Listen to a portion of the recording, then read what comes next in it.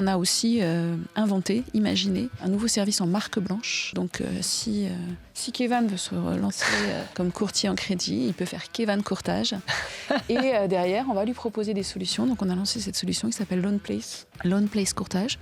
Et donc Kevan, il pourra devenir courtier et on lui apportera nos partenariats bancaires, nos outils. Donc voilà, on essaye d'avoir un peu des solutions pour les courtiers qui veulent être CAFPI, pour les courtiers qui veulent pas de marque. Bienvenue sur FinScale, l'émission qui vous plonge au cœur de la transformation de la finance. Solène Niederkorn et ses invités explorent chaque semaine les initiatives qui façonnent l'avenir de l'industrie. Bonne écoute à toutes et à tous. Bonjour à tous. Aujourd'hui, je m'entretiens avec Kevan Ilforouchan, qui est le CEO et le cofondateur de Virgile, et Caroline Arnoux, qui est directrice générale de CAFPI. Bonjour Kevan, bonjour Caroline. Bonjour. Merci de me rejoindre pour cet enregistrement. Alors j'adore les dialogues à trois, j'en fais rarement. C'est une super occasion pour nous de revenir sur une collaboration que vous avez annoncée il n'y a pas très longtemps. Alors Kevan, toi je t'ai déjà reçu sur le podcast il y a pas mal d'années, c'était il y a 3 ans je pense à peu près, au moment où tu lançais Virgile avec Saskia Fizel qui est ta cofondatrice. Entre-temps on a vu beaucoup de choses se passer, le marché a évidemment énormément évolué, donc je vais être hyper intéressée et je pense que tout le monde qui nous écoute sera ravi d'avoir un petit update de ton côté. Et puis, intéressé aussi de mettre en lumière des acteurs qui sont moins dans la fintech et qui sont pourtant très très présents dans l'industrie en finance comme CAFPI.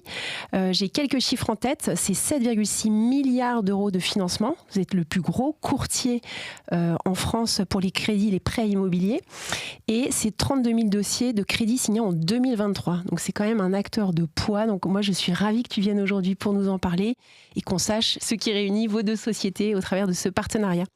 Alors Caroline, tu es la directrice de CAFPI. Est-ce que tu pourrais nous faire un petit état des lieux de CAFPI aujourd'hui, outre les chiffres incroyables que j'ai mentionnés ? Oui, alors effectivement, je suis directrice générale de CAFPI depuis 2021, puisque finalement, CAFPI, c'est un peu une vieille start-up, puisque c'est CAFPI qui était à l'origine du courtage en France, qui a été créé en 1971, donc par une famille, les frères Maurice et Élie Assouline, et qui ont inventé ce métier de courtier finalement.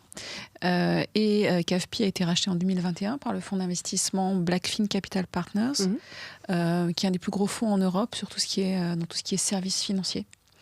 Voilà, pour transformer CAFPI, il a amené encore plus loin dans, on en parlera peut-être plus tard, la diversification aussi, le digital. Mais aujourd'hui, CAFPI, c'est le leader dans le courtage en crédit immobilier. C'est vrai qu'on a des concurrents très connus, peut-être plus connus, mais qui sont plus diversifiés. Mais en ce qui concerne le courtage en crédit immobilier, on a aujourd'hui les plus gros volumes et le plus gros réseau, puisque CAFPI, aujourd'hui, c'est 1000 courtiers indépendants sur tout le territoire, répartis sur 200 agences. Donc des courtiers sont des entrepreneurs, des indépendants purs. Un CAFPI met à disposition des agences, paye les assistants middle office, s'occupe de la marque. Et le courtier, lui, est complètement indépendant. Il ne verse pas de redevance à CAFPI. Il est uniquement rémunéré sur un pourcentage sur les dossiers qu'il produit. C'est aussi près de 250 salariés, CAFPI, puisque dans chaque agence, il y a des assistants, il y a des directeurs de région. Donc courtage en crédit, mais aussi assurance emprunteur. Donc on a commencé fortement la diversification, donc tout ce qui est assurance de prêt. Et potentiellement demain d'autres produits et services. Parfait. Alors, tu as évoqué le mot de transformation. FinScale, c'est un podcast qui traite notamment de la transformation de l'industrie. Et je voulais savoir peut-être plus en détail comment ça va impacter votre organisation en interne et en quoi elle consistait, cette transformation. La transformation, à quoi ça sert ? La transformation, ça sert à innover, ça sert à accélérer. Donc cette transformation, elle est déjà passée par la simplification, simplification dans la structure de la société, allègement, faire en sorte qu'il y ait moins de strates de management. C'est aussi avoir une équipe de management, on en reparlera peut-être aussi, orienté transformation et innovation, avec des nouveaux modes de management qui sont moins verticaux, mais qui sont plus horizontaux, et de fonctionner aussi en mode projet, en mode sprint. Nous, on est très task force, donc on a la task force du mois, la task force de la semaine, la task force du jour, et ça permet d'avoir beaucoup plus de force dans l'implémentation de nos projets, dans les inputs, et d'aller chercher des nouveaux clients, d'aller chercher des nouveaux projets à mettre en route, d'être en permanence aussi dans le mouvement, et puis d'insuffler quelque part à toute l'entreprise une dynamique, et montrer que ça bouge et qu'on est en permanence aussi sur le terrain. Alors, tu as mentionné Blackfin. J'avais reçu Blackfin Tech, qui est le volet VC chez Blackfin. Vous êtes sous LBO. J'aurais aimé avoir un peu ton son de cloche par rapport à d'autres types de structures actionnariales. Qu'est-ce que c'est ? Qu'est-ce que ça a comme impact d'être dans une entreprise avec derrière un fonds de LBO comme Blackfin, concrètement ? Concrètement. Alors, ça permet d'aller plus vite, de prendre aussi des décisions rapidement, et c'est vrai que les fonds, ils connaissent toute une palette d'entreprises, ils ont déjà testé plein de recettes sur l'ensemble des entreprises dans lesquelles ils ont investi, donc ils ont aussi beaucoup d'idées et un peu de recettes qui marchent, et puis les moyens aussi. On est vraiment dans une logique de test and learn. Typiquement avec notre investisseur, on essaye tous les jours, et ça marche, on continue, on accélère dans ce sens-là. Ça marche pas, c'est pas grave. On poursuit une autre idée, on développe une autre idée. Donc ça, et c'est dans la façon de travailler, c'est aussi un pilotage, et c'est aussi rapide, c'est-à-dire qu'on n'a pas un espace-temps qui nous permettrait de prendre notre temps dans les décisions, de prendre notre temps dans les implémentations. C'est l'idée d'aller rapide, de faire le test and learn. Tout n'est jamais parfait au bon moment, mais quand on a l'idée, quand on a l'envie, on avance. Et puis, dans le domaine qui est le nôtre, qui est le courtage en crédit immobilier et l'immobilier en général, ça ne vous a pas échappé que le marché s'est retourné depuis la guerre en Ukraine, avec quelque chose d'assez inédit, des taux qui ont augmenté de façon continue pendant 18 mois, un blocage complet, des banques qui ne voulaient plus prêter. Donc, et dans cette période-là, je dirais que le soutien d'un actionnaire puissant est un vrai plus. On a vu beaucoup de petites structures de courtage jeter l'éponge. On en voit encore qui sont en difficulté. Le fait d'avoir un actionnaire aujourd'hui comme Blackfin à nos côtés dans les moments très difficiles, ça a beaucoup de valeur. Je m'insère une petite minute dans cette conversation pour vous remercier d'être à mes côtés depuis presque 5 ans. Cette émission alimente de mon côté toutes les réflexions autour des projets que j'accompagne, que ce soit avec des entrepreneurs ou des investisseurs en France, au Luxembourg ou en Europe tout simplement. Si vous souhaitez échanger sur les enjeux de transformation dans l'investissement, la création ou le développement de véhicules ou d'entreprises d'investissement, mais aussi tout simplement des aspects opérationnels, n'hésitez pas à me contacter directement sur LinkedIn. Je serai ravie d'en discuter avec vous. Profitez bien de cet épisode. Au niveau des structures de courtage, j'avais fait des deep dives de certains courtiers digitaux, notamment au UK, en France, aux US. J'aurais aimé savoir justement, avec l'émergence de tous ces nouveaux acteurs, où est-ce que vous voyez dans ce paysage de courtage immobilier ? Alors, tout d'abord, moi je suis très digital aussi. Dans mon parcours, j'ai participé à la création d'une start-up qui s'appelait Fortuneo il y a très longtemps. Donc je sais ce que c'est de lancer une start-up, d'être en start-up, et je sais ce que c'est. J'ai passé 15 ans après dans le groupe Crédit Agricole. Je sais ce que c'est d'être dans grands groupes dans aussi, un grand groupe. Et le digital, il faut que ça ait une valeur extrêmement importante. Nous, notre métier de courtier, tel qu'il est fait depuis des années, mais qui est en train de se transformer, c'est vraiment un métier de terrain.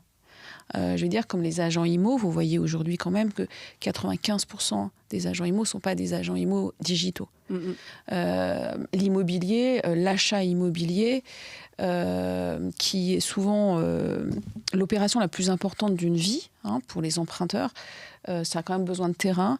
Nous, chez CAFPI, on a un peu plus de 15% seulement qui viennent du digital. C'est-à-dire, et pour autant, on a une grosse conquête digitale, on a une politique d'acquisition digitale, mais de clients qui viennent sur notre site web faire des simulations. Ensuite, ils sont obligés d'être appelés par un courtier. C'est seulement 15%. Le reste du business, donc 85%, c'est les agences. C'est du terrain. Et mais c'est-à-dire que c'est la provenance des clients, c'est du parrainage. Donc, c'est-à-dire c'est vous qui avez fait appel à un courtier et qui dites à votre copain je connais un super courtier, il va t'aider pour ton crédit, c'est super, appelle-le. Donc, la moitié des 80%. Et l'autre moitié, c'est des apporteurs d'affaires. Donc, c'est-à-dire, c'est des agents IMO. Donc, tous les agents IMO du coin aussi qui amènent les dossiers au courtier. Ça peut être des CGP, ça peut être des notaires. Donc, on voit que c'est quand même un écosystème très réseau d'apport d'affaires. Donc ça, c'est pour la partie business. Mais je pense que la partie digitale aussi est très importante. Donc, on ne peut pas s'en défaire. Et ensuite, il y a la partie relationnelle. Et là, la partie relationnelle, effectivement, quand vous faites appel à un courtier 100% en ligne, vous avez quand même derrière des conseillers, mais c'est quand même 100% en ligne. Et ensuite, il envoie les dossiers en banque de façon digitale. Pour nous, la façon transactionnelle, elle est aussi quelque part un peu dématérialisée, mais il y a toujours le courtier au milieu qui doit comprendre votre problématique personnelle, qui doit étudier vos dossiers, qui doit comprendre par rapport à votre dossier quelle banque ça va intéresser. Et nous, on a 100 partenariats bancaires.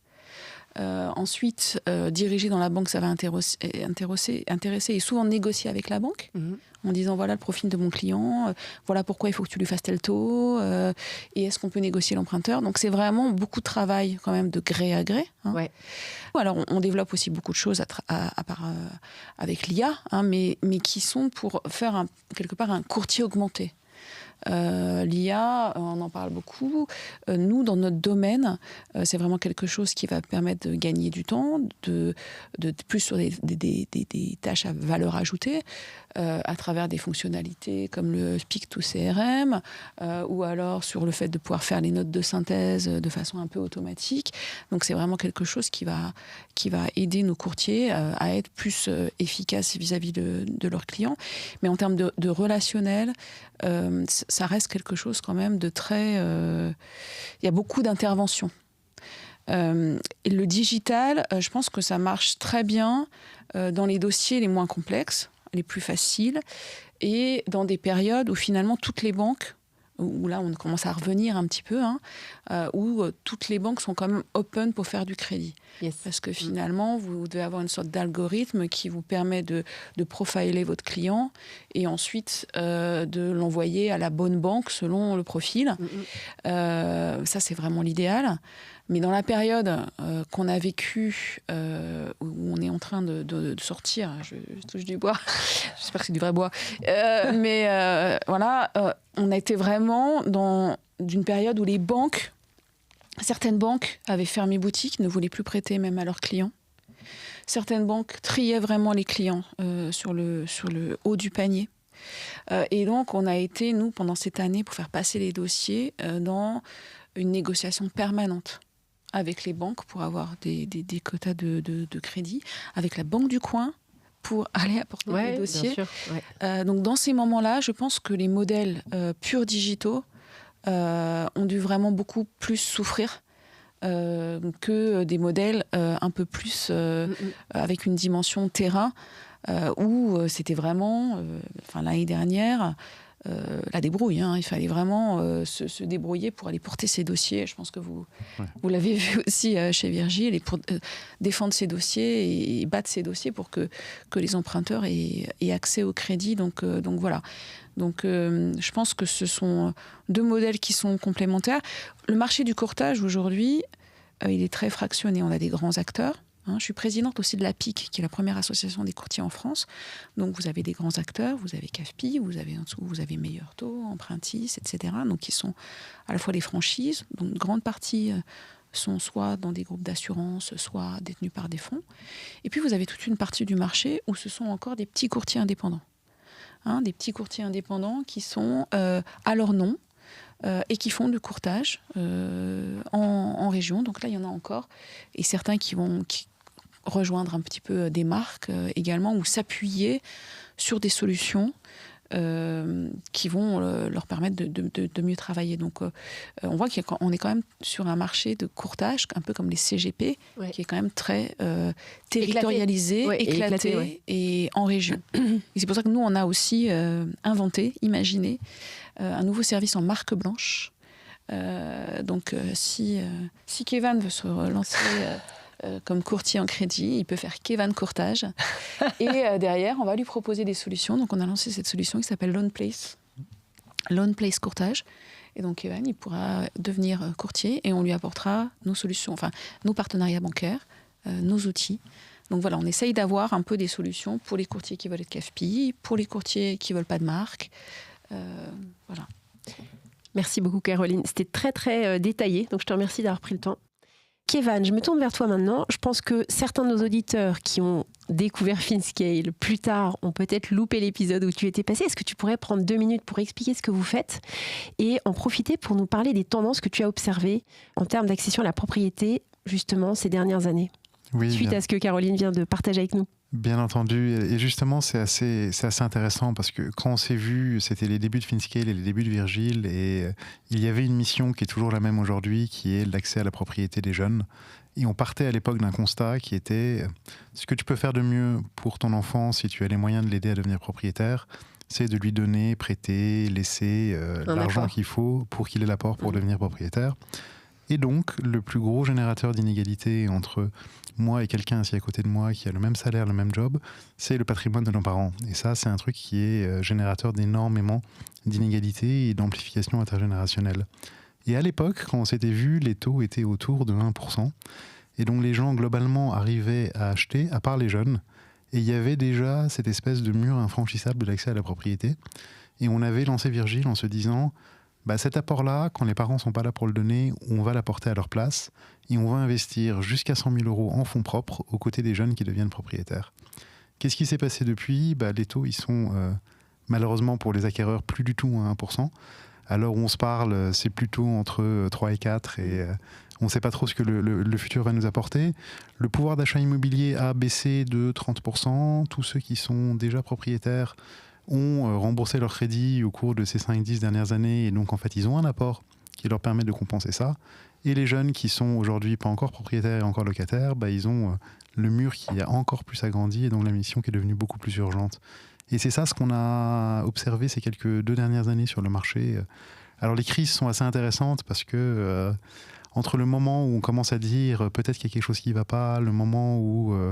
tout le monde se rend compte, parfois ça va très vite, parfois ça va très lentement, et parfois la prise de conscience est un petit peu différente. Donc les jeunes très vite se sont rendus compte, tiens, quand je vais voir ma banque, le budget qu'elle m'annonce, c'est pas du tout ce qu'elle m'annonçait il y a quelques mois. Oui.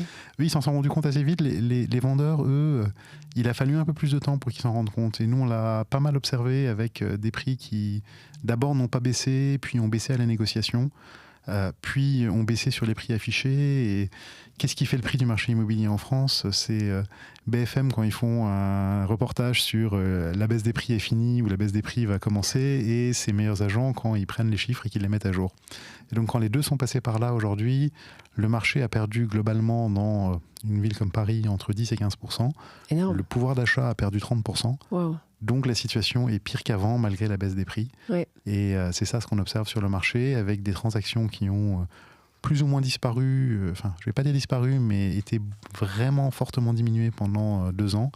Et là, depuis quelques temps, alors depuis septembre 2024, pour ceux qui écouteront ça dans le futur, on sent les jeunes revenir, recommencer des projets d'achat. Nous, en général, on leur parle 2-3 mois avant qu'ils arrivent chez le notaire avec une promesse de vente. Donc on a un petit peu d'avance là-dessus et on les sent revenir avec beaucoup plus de motivation qu'avant. Alors, quand on s'était parlé tous les deux, l'acquisition, c'était quand même en direct. Vous avez quand même beaucoup de contenu qui est disponible. Vous avez Spoon, qui est une newsletter, je suis abonnée, qui est top, avec plein d'humour que j'adore, qui permet de vous faire connaître. Quels sont les moyens, les nouveaux canaux d'acquisition? Je pense notamment aux courtiers, par exemple. Enfin, je veux dire, qu'est-ce que vous avez mis en place en termes d'acquise pour accroître en fait la visibilité de Virgile à tous ces primo-accédants? Oui, tout à fait. Nous, quand on s'est lancé, on a commencé de manière assez logique en se disant il faut qu'on fasse de l'acquisition directe. On va en général parler à des gens qui ne seront pas au bon moment dans leur parcours d'achat. Donc c'est super important de les garder dans notre orbite longtemps et d'avoir une approche qui n'est pas du tout transactionnelle. C'est pas du tout tu viens, t'achètes pas, si t'achètes pas, je t'oublie. C'est plutôt si là, pour une raison ou une autre, t'es pas prêt à acheter, en fait, il y a des choses dans lesquelles tu peux rentrer, comme t'abonner à Spoon, tu vas le recevoir 2 fois par mois. Tu vas continuer à être en lien avec nous et le jour où tu vas revenir vers nous, tu seras prêt, tu seras prête.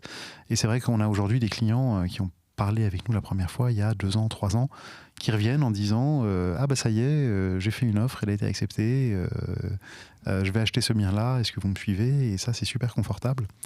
On a aussi évidemment autre chose qui n'existait pas à l'époque, c'est le bouche à oreille. Et ça, c'est sympa parce que comme on a été bon en marketing digital à l'époque, quand je parlais de Virgile, un dîner ou en soirée, les gens me disaient toujours « Ah oui, j'ai entendu parler de vous ». Aujourd'hui, ils me disent « Ah oui, j'ai un ami qui a acheté avec vous ». Super. Et ça, t'as franchi un pas. Mais après, comme Caroline le disait, il y a toute une partie du marché aujourd'hui qui va passer par des agents, qui va passer par tout un segment qui n'est pas forcément en ligne ou qui va aller directement en fait chez le courtier parce que j'ai déjà 3 amis qui ont acheté avec le courtier. Et ça, c'est une partie du marché que nous ne pouvons pas forcément adresser en direct. Et c'est aussi un petit peu ça ce que un partenariat avec CAFPI peut nous apporter, c'est que le besoin est le même en réalité. Quand le jeune rentre dans une agence CAFPI, il va optimiser son financement avec CAFPI, mais les 50, 100 000 euros d'apport qui manquent, ils ne vont pas apparaître par magie. Et Virgile, derrière, est toujours la même solution pour ça. Et c'est pour ça que ce partenariat-là fonctionne. Top. Alors, on reviendra sur le partenariat plus en détail. Juste dernière question. Comment est-ce que Virgile finance ses investissements immobiliers? Est-ce que tu peux nous donner un petit peu de détails, de clarté, je ne sais pas si tu peux, pour expliquer cet aspect de votre business? Alors, effectivement, c'est une question intéressante parce que quand tu vas sur notre site, il est entièrement fait pour parler aux acquéreurs et il ne parle pas du tout des gens qui investissent chez nous. Et la réalité, c'est que nous, on est une start-up qui a été financée par des investisseurs en capital qui viennent faire du capital risque. Et ça, c'est la partie start-up que les gens voient et qu'ils imaginent. Mais derrière, on a en fait des investisseurs qui viennent pour une volonté assez forte d'investir dans de l'immobilier de manière différente. Et quand tu investis dans l'immobilier, aujourd'hui, ça fait 10-15 ans qu'à peu près tout le monde investit dans ce qu'on appelle l'immobilier tertiaire. Donc des bureaux, des entrepôts, de la logistique. Pas forcément parce que les gens se disent les bureaux c'est le meilleur investissement du monde. Au contraire, tout le monde sait et tout le monde savait que c'est ce qui était le plus fragile en cas de hausse des taux parce que si la vertu de ton investissement c'est de te payer un rendement fixe tous les ans, si les taux augmentent, ton investissement vaut mécaniquement beaucoup moins. Mais parce que c'est l'investissement le plus facile à faire en immobilier. Donc quand tu es gérant de SCPI, quand tu es gérant de fonds, qu'est-ce que tu vas faire? Tu vas aller plutôt acheter des immeubles de bureaux que de te dire je vais aller acheter des appartements un par un. Et le corollaire de ça, c'est que personne ne faisait très très peu de gens font du résidentiel parce que le résidentiel c'est vu comme la somme de toutes les peines. Tu as un locataire qui est méga protégé. Ouais. S'il ne paye pas son loyer, bon courage. Tu as des loyers qui sont plafonnés et donc pour faire du rendement, ça va être difficile. Tu as un temps de gestion qui est infini et donc si toi tu fais un investissement locatif parce que ça t'amuse d'acheter un appartement, tu vas pas facturer le temps que tu passes à aller changer le sanibroyeur qui est en panne. C'est clair. Mais si moi j'ai un parc d'appartements, là tout d'un coup là ce temps-là il a une valeur. Et ce que Virgile a rendu possible en fait, c'est de se dire on va faire du résidentiel, on va supprimer tous les locataires et on va les remplacer par des propriétaires occupants. Et à la place d'être dans un jeu à somme nulle où plus tu me verses de loyer, plus je gagne d'argent et au final il y a toujours un de nous deux qui est mécontent dans cette relation-là. On est dans un jeu où l'alignement d'intérêt est parfait, c'est-à-dire on est associés. Plus tu vas vendre cher l'appartement que tu as acheté avec Virgile, plus Virgile va gagner l'argent. Et c'est ça ce que nous, on propose à nos investisseurs, alors qui ne sont pas le grand public, qui sont des investisseurs avertis, qui viennent en fait... des family office qui représentent des clients. Des family office, des institutionnels, des grandes fortunes qui, quelque part, peuvent à travers nous déployer beaucoup d'argent dans l'investissement résidentiel sans devoir gérer du locataire et avec des meilleurs rendements que le résidentiel. En gros, ce qu'ils nous disent, c'est ça leur permet d'avoir la sécurité du résidentiel, mais avec des rendements qui approchent du private equity. C'est ça un petit peu le truc qui les convainc de venir chez nous. Merci Kevin. Alors j'aime bien dévoiler les dessous de certains partenariats, surtout quand il s'agit d'une start-up avec un grand groupe, une grosse boîte déjà bien établie. Est-ce que l'un d'entre vous pourrait nous expliquer comment ce rapprochement s'est fait et finalement quels ont été les différents motifs qui ont motivé tant d'un côté que de l'autre à mettre en place cette collaboration ? Alors moi, je me souviens pas très bien, mais je crois qu'avec Saskia, on a dû communiquer via LinkedIn. Je me souviens plus très bien, mais je pense que on partage quand même la même vision et surtout le même objectif. Nous, depuis tout le temps, on est un courtier qui finance beaucoup de primo-accédants. Donc le financement et l'accès à la primo-accession pour nous était assez stratégique.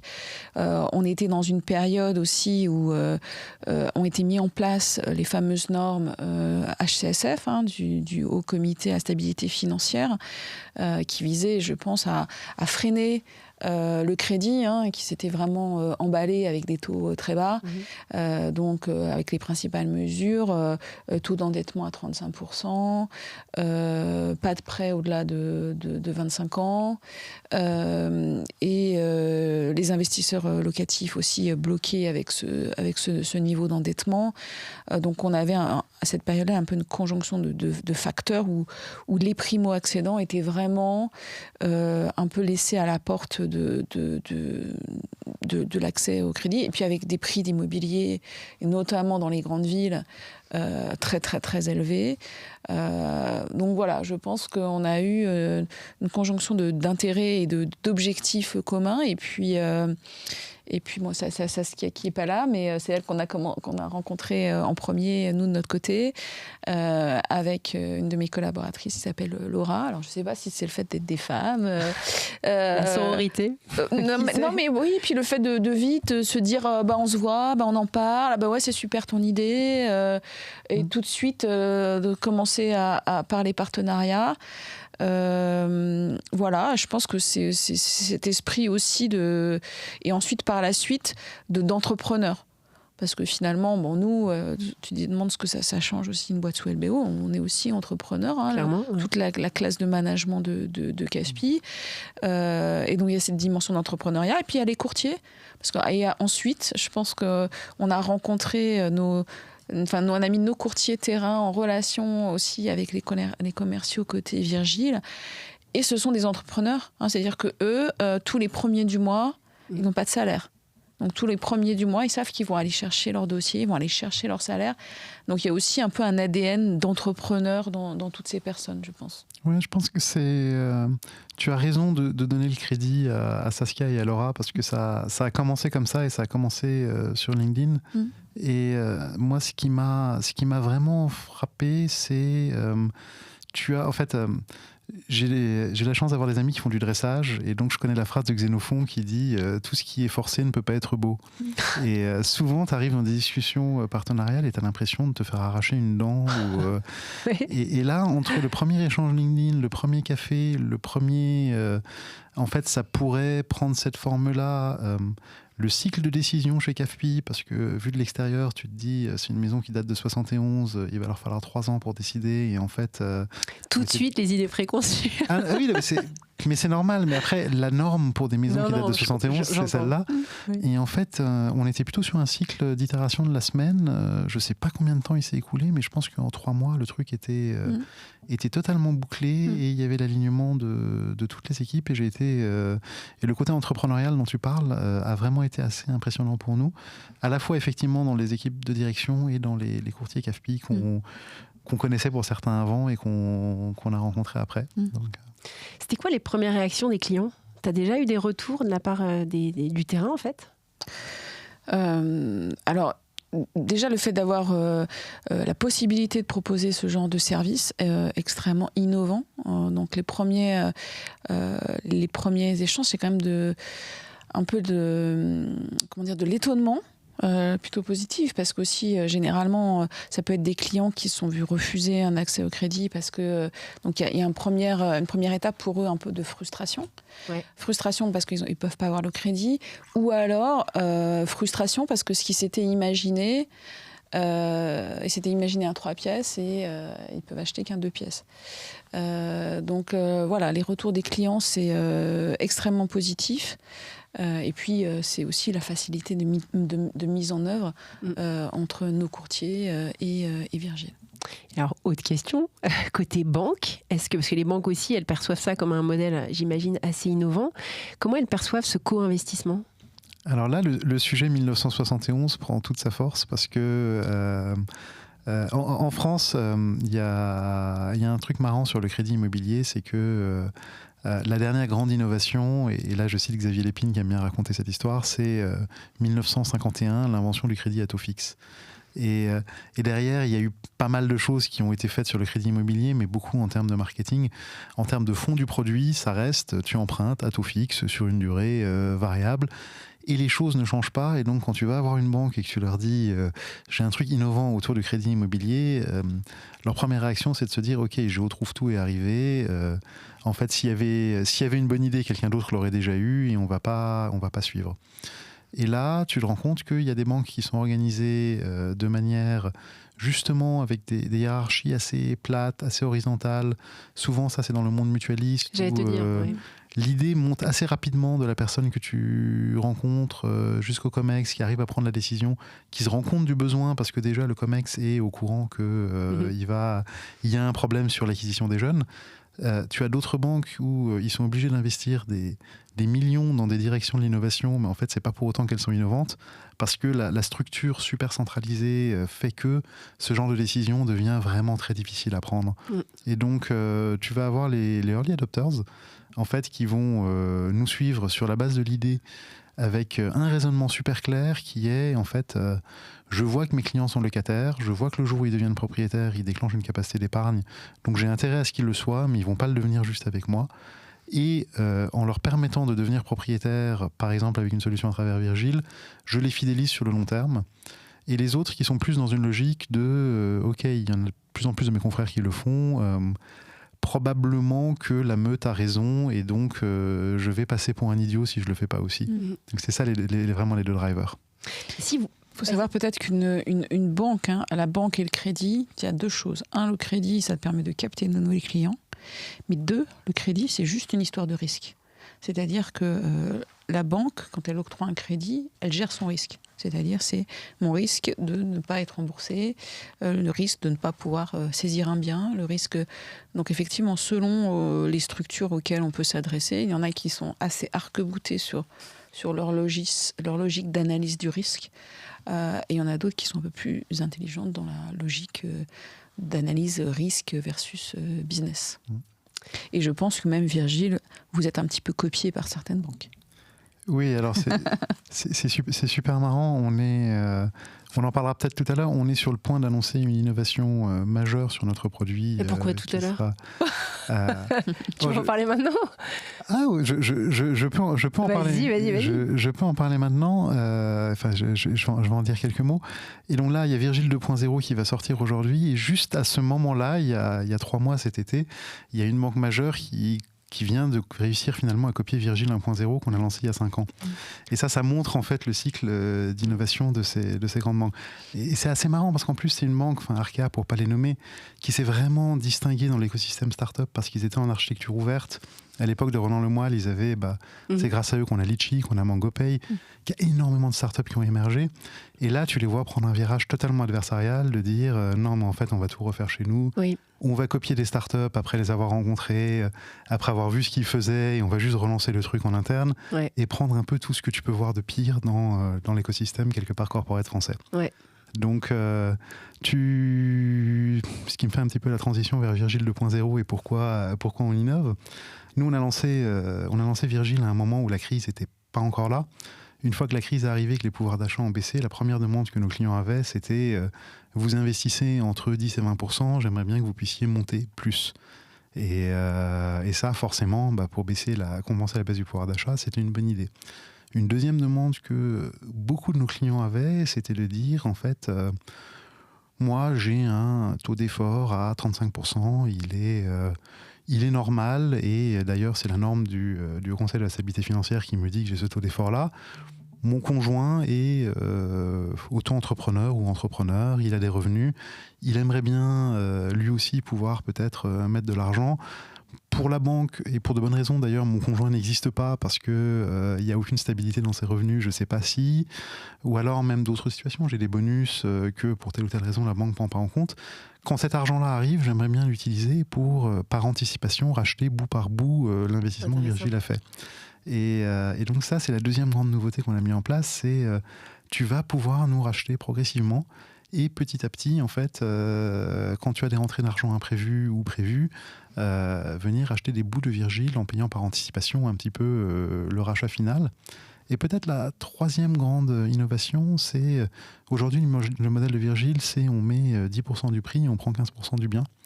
Ce qui, en moyenne, est bien pour tout le monde, mais ça te désavantage si tu vends très tôt. Et ça t'avantage si tu vends très tard. Et nous, on a une grosse culture de l'alignement d'intérêts, donc on va changer ça et faire quelque chose qui fait que, en fait, si tu vends plus tôt, ça va te coûter moins cher. Si tu vends plus tard, ça va te coûter un petit peu plus cher. En moyenne, ça va revenir à la même chose, mais ça va faire que tout l'incentive va être pour que tu puisses nous racheter le plus rapidement possible, que l'option par défaut va plus forcément être que tu revendes le bien, ça va être que tu nous rachètes ou que tu nous revendes, et que vraiment, on va tout orienter autour de la liberté du client. C'est génial. Alors, en fait, tu aurais dû me le dire avant, parce que j'ai 15 000 questions qui sont ouvertes dans ma tête. Donc, tu reviendras une troisième fois pour me faire un retour d'expérience, Kevin. C'est noté ? Totalement.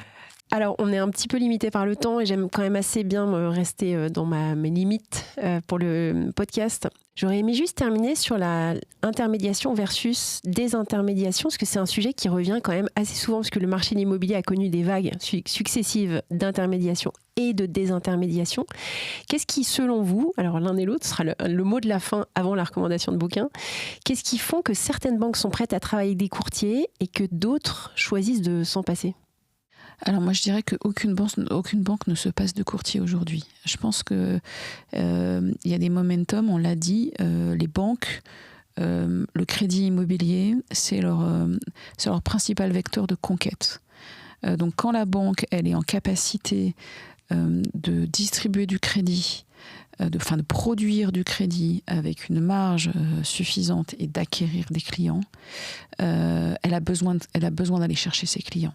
Et aujourd'hui, on le sait, et c'est pas offense de le dire même aux banques, parce qu'elles me le disent, elles sont dans l'incapacité d'aller chercher ses clients. Vous n'avez jamais vu un conseiller bancaire faire appeler des prospects toute la journée pour leur vendre pour leur demander de venir et faire des clients. Donc je pense que la conquête client passe obligatoirement par les banques, la conquête de nouveaux clients, par le crédit et par l'intermédiaire. On a des réseaux qui l'assument parfaitement, avec un poids 50-50, 50 intermédiations, 50 réseaux directs. On a des banques qui le poussent encore plus loin, puisque historiquement, elles n'ont pas de surface de réseau. Je pense à des banques comme le CCF, par exemple, qui revient sur le marché, ou des banques comme la Banque Postale, qui font appel de façon massive au courtage, importante au courtage, dans une logique partenariale. Je pense que c'est ça qu'il faut comprendre aussi. Et on a eu des années où des banques étaient aussi très sensibles, des grandes banques nationales, pour certaines, et j'en connais, qui avaient 70% de courtage en apport de crédit. Donc à un moment donné, ça pose la question dans la banque, pas tant de la performance finalement, parce que c'est pas forcément ce que coûte le courtage, mais aussi de la raison d'être de son réseau de distribution. Et on le voit bien, les modèles de banque souffrent au niveau de la rentabilité. Souffrent au niveau de la rentabilité. Et on a des banques aussi. Après, les modèles de partenariat sont différents. Vous avez des banques qui veulent vraiment booster l'acquisition pendant une certaine période, donc qui vont rémunérer plus les courtiers pour aller chercher des clients. Et après, vous avez des banques qui ne rémunèrent pas le courtage, qui ne rémunèrent pas les courtiers, mais pour autant, les courtiers, c'est toute la masse qu'on ne voit pas, sont tous les courtiers qui apportent leurs dossiers dans des banques, qui officiellement n'ont pas de partenaires, d'intermédiaires. Mais globalement, le poids du courtage en France, c'est 50%. Une réflexion sur le sujet? Non, je suis vraiment en ligne. Je pense qu'il y a vraiment, c'est le genre de choses où c'est une question de cycle. Ouais. Et à un moment, c'est un peu comme tu passes de on fait du build-up, on se recentre sur notre métier cœur business. Bah là, c'est pareil. À un moment, certaines banques se disent je suis allé trop loin et j'ai laissé dépérir mon réseau parce que j'étais dépendant de trop de courtage et comment est-ce que je fais pour en fait redonner un peu de pouvoir au réseau. Et à d'autres moments, ils se disent j'ai voulu maximiser ma marge en repoussant les courtiers. Il se trouve que je fais beaucoup de marge mais pas beaucoup de business et donc comment est-ce que je vais faire la cour aux courtiers. Et finalement, j'ai l'impression qu'à la fois côté courtier et côté banque, ceux qui s'en sortent sont ceux qui, quand la balle est dans leur camp, poussent pas le bouchon trop loin et jouent une relation de long terme, parce qu'au final, c'est une relation de long terme.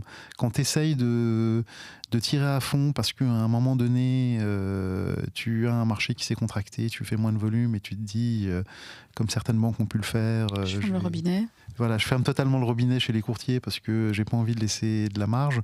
Bah, les courtiers, au final, ils ont une mémoire aussi, ils s'en souviennent et c'est pas forcément des décisions qui fonctionnent sur le long terme. C'est pas toujours laisser de la marge, c'est aussi... finalement, c'est plus facile de manager un réseau de courtiers en termes d'ajustement, parce qu'on ouvre, on ferme, on ouvre là, on ferme là, que son propre réseau. Un réseau bancaire, à partir du moment où vous lui dites « allez, go », voilà, déjà. Et puis je pense qu'il faut regarder aussi ce qui se passe en Europe, c'est que et des habitudes. Et je pense que c'est pour ça aussi que on a ces startups et je pense que en Europe on a des marchés où l'intermédiation est beaucoup plus ouverte. On a beaucoup de CGP, on a beaucoup de courtiers, et je pense que c'est le modèle vers lequel on tend, parce qu'aujourd'hui, le consommateur, en général, je ne parle pas seulement de l'emprunteur, ça ne vous viendrait plus à l'idée de ne pas comparer. Ça ne vous viendrait pas à l'idée de ne pas comparer votre crédit, de ne pas comparer vos assurances, de ne pas comparer vos placements. Je pense que le mindset, et on le voit notamment chez les jeunes et les primo-accédants, c'est la comparaison, c'est la mise en concurrence. Donc pour moi, l'intermédiation et finalement le découpage un petit peu de la chaîne entre les distributeurs, les commerçants et les producteurs, c'est quelque chose qui va s'ouvrir encore plus en France dans le sillage des modèles européens. Hyper intéressant. Bon, on aurait pu continuer des heures, mais on va arrêter la discussion maintenant. Alors, tu ne le sais pas, parce que c'est la première fois que tu participes. Je suis une énorme lectrice, je lis énormément, donc je demande toujours à mes invités des recommandations d'ouvrages ou éventuellement de podcasts si tu n'aimes pas lire, ou de films. Donc, qu'est-ce que tu nous recommandes, Caroline, pour clôturer ? Alors, moi, j'aime beaucoup lire, mais récemment, mais surtout, j'ai un podcast que j'aime beaucoup, qui est de Charles Pépin. Je ne sais pas si vous connaissez, le philosophe, et qui est sur Inter. Et ça a été très longtemps, ça s'appelait Sous le soleil de Platon.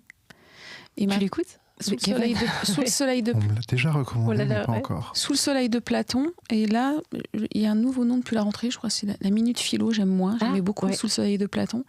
Et en fait, finalement, c'est d'appliquer la philosophie un peu à la vie de tous les jours. D'invoquer les philosophes sur la résilience, sur plein d'aspects de la vie de tous les jours, et d'invoquer les philosophes. Passionnant. Ouais, et c'est passionnant. Top. Et moi, en général, je ne recommande jamais des livres business, mais là, je vais faire une exception. Parce que j'ai lu cet été Scaling People, et c'est aux éditions Stripe Press qui... fait par Stripe, d'ailleurs, le gestionnaire de paiement, et quasiment tout ce qui sort dans cette maison d'édition est exceptionnel. Je ne savais pas qu'ils avaient une maison d'édition. Ça fait partie des trucs, c'est une entreprise très très tournée vers l'écrit. Excellent. Et ça va des mémoires de celui qui a développé le jeu Prince of Persia à justement ce livre-là qui est leur CEO qui parle un peu de ce que c'est de gérer des gens dans l'hypercroissance et dans une start-up. Et en le lisant, je me suis dit, en fait, l'auteur est vraiment passé par là, a vraiment compris. Ouais. Et n'est jamais caricatural dans son approche. Et 80% de ce qu'elle écrit, je vois comment tu peux l'appliquer dans une entreprise. Donc j'ai adoré. Top. Merci beaucoup à tous les deux et à bientôt. Merci. À bientôt. Merci d'avoir suivi FinScale. Abonnez-vous à la newsletter sur Substack pour ne rien manquer des dernières innovations. Retrouvez aussi le podcast en audio sur toutes les plateformes d'écoute et en vidéo sur YouTube. À très vite avec Solène Niederkorn.